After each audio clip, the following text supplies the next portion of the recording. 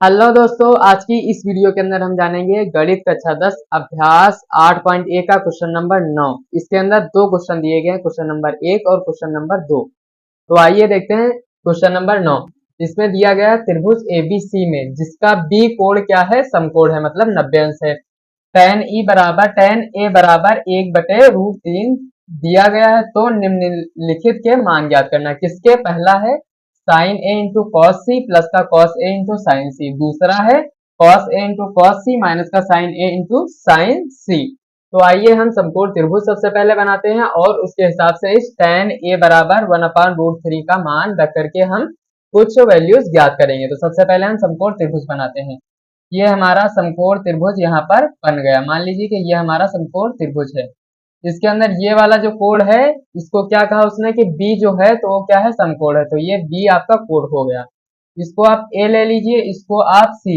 A B C आपका ये हो गया। कह रहा त्रिभुज ए बी सी में बी कोण क्या है, समकोण है। tan ए बराबर 1/√3 है। तो tan ए बराबर कितना दिया गया है, 1/√3। अब tan ए का फार्मूला क्या होता है, tan थीटा का लंब बटे आधार होता है। tan थीटा का फार्मूला क्या होता है, लंब बटे आधार होता है। तो यहाँ पर आपका लंब और ये आपका आधार हो गया। ऊपर वाला एक क्या हो गया, लंब हो गया। नीचे वाला जो √3 है वो क्या हो गया, आधार। कर्ण हमें पता नहीं है, तो सबसे पहले हम पाइथागोरस थ्योरम लगा करके कर्ण को पता करेंगे। तो सबसे पहले पाइथागोरस थ्योरम के हिसाब से हम कर्ण को पता करेंगे। सूत्र क्या होता है, कर्ण स्क्वायर बराबर लंब स्क्वायर प्लस का आधार स्क्वायर होता है। कर्ण स्क्वायर बराबर लंब कितना है, यहाँ पर एक है तो एक का स्क्वायर कर दीजिए, प्लस आधार कितना √3 है तो √3 का स्क्वायर आप कर दीजिए। अब कर्ण स्क्वायर बराबर क्या होगा, एक का स्क्वायर एक ही होगा, प्लस √3 का स्क्वायर कितना होता है, 3 बचता है। किस तरह से, क्योंकि √3 इंटू √3 होगा, इसकी पावर 1/2 इसकी पावर 1/2 ऐड हो जाएगी, मतलब जुड़ जाएगी और बचेगी 1। तो ये आपका 3 आ चुका है।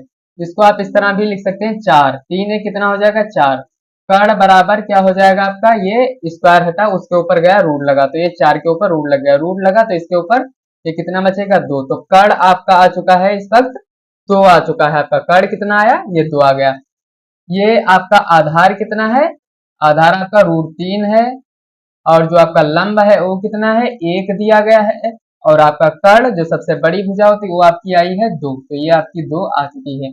इसको आप ए एंगल कर दीजिए, इसको आप सी एंगल कर दीजिए, मतलब कोण कर दीजिए। ये आपका आधार, ये आपका आधार है। अब आप साइन थीटा का मान निकालिए, कॉस थीटा का। साइन ए का मान निकालिए, कॉस सी का, और कॉस ए और साइन सी का मान निकाल करके इसके अंदर रख दीजिए, आंसर आपका आ जाएगा। तो इस तरह से आप इसको लगाइए, साइन थीटा का फार्मूला लगाइए। साइन ए बराबर क्या होता है, साइन ए, यहाँ पर ए दिया गया है तो ए के सामने की भुजा क्या होगी, लंब होगी। तो लंब कितना है, 1। साइन थीटा का फार्मूला होता है लंब बटे कर्ण, कर्ण सबसे बड़ी भुजा होती है। तो ये आ गया आपका साइन ए का फार्मूला। अब कॉस सी निकाल लीजिए, तो कॉस सी बराबर कितना होगा, आधार बटे कर्ण, आधार बटे कर्ण होगा। आधार कितना है, कॉस सी ये लिया है, कॉस सी का आधार क्या होगा, ये, क्योंकि सामने की भुजा लंब होती है। तो आधार कितना हो गया, 1। 1 कर दीजिए। कर्ण कितनी है, 2। तो ये आपका 1/2 ये भी आ गया। अब आप कॉस ए का मान निकालिए, तो कॉस ए को किस तरह से निकालोगे, ये भी आधार बटे कर्ण होगा, लेकिन इसके अंदर आधार चेंज होगा। कॉस ए ये है, ए के सामने की भुजा लंब होती है, आधार क्या होगा, √3। तो ये आपका √3 आधार होगा। कर्ण सबसे बड़ी भुजा 2, तो ये आपका 2 हो गया।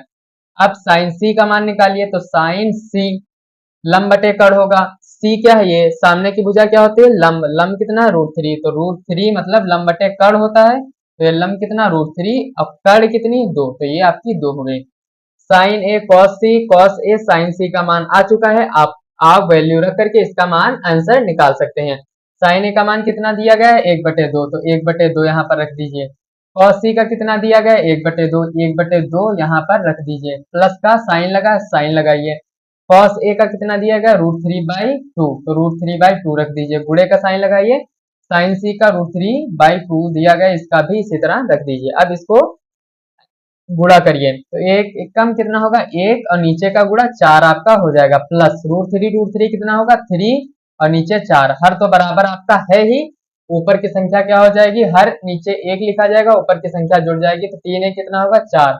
4 से 4 कटा, आपका जो आंसर आया वो आपका 1 आया। तो ये आपका पहले क्वेश्चन नंबर 9 का पहला जो आंसर आया वो आपका 1 आ चुका है। का मान cos A into cos C minus का sine A into sine C का मान हमें ज्ञात करना है। हमने यहाँ पर cos A ज्ञात कर लिया है, cos C भी ज्ञात कर लिया है, साइन A भी ज्ञात कर लिया है और साइन C भी हमने ज्ञात कर लिया है। यहाँ पर बस इसके अंदर हमें मान रखना है और आंसर आपका आ जाएगा। तो ये इसको हम फिर से लिखे दे रहे हैं, cos A लिखा है इंटू cos C लिखा है, माइनस का साइन लगा है, sine A into sine C लगा है, ये साइन आपका लगा है। cos A का मान कितना दिया गया है, cos A का मान कितना दिया गया है, √3/2 दिया गया, तो √3/2 रख दीजिए आप। फिर गुणे का साइन लगेगा, cos C का मान कितना दिया गया है, 1/2, तो 1/2 यहाँ पर रख दीजिए, माइनस साइन A का मान कितना दिया गया है, 1/2, तो 1/2 यहाँ पर आप रख दीजिए, इंटू साइन C का मान कितना दिया गया, √3/2, तो √3/2 यहाँ पर रख दीजिए। हमें फिर से इनकी वैल्यू निकालने की जरूरत नहीं, हम एक बार मेहनत यहाँ पर कर चुके हैं, उसके बाद हमें नहीं करनी, केवल मान को यहाँ पर रखना है, कॉस और साइन के मान को रखना है, सब्स्टिट्यूट करना है, आंसर आपका आ जाएगा। √3 ऊपर, √3 कम √3 बचेगा, नीचे कितना 4 हो जाएगा, 2 दूना कितना 4, माइनस का साइन लगेगा, √3 कम √3 और 2 दूना आपका 4, ये प्लस का ये माइनस का ये कट जाएंगे आपस में, प्लस माइनस आपस में कट गए, आंसर क्या आया आपका 0। तो ये दूसरा का आंसर, दूसरे नंबर क्वेश्चन का आंसर क्या आया, 90 का दूसरा जो आंसर आया 0 आया, 9 नंबर का पहले का आंसर जो आया आपका 1 आया। तो इस तरह से आप बेहद ही आसान तरीके से क्वेश्चन नंबर 9 को हल कर सकते हैं। वीडियो अच्छी लगे तो इसे लाइक, शेयर और सब्सक्राइब जरूर करें। मिलते हैं अगली वीडियो में।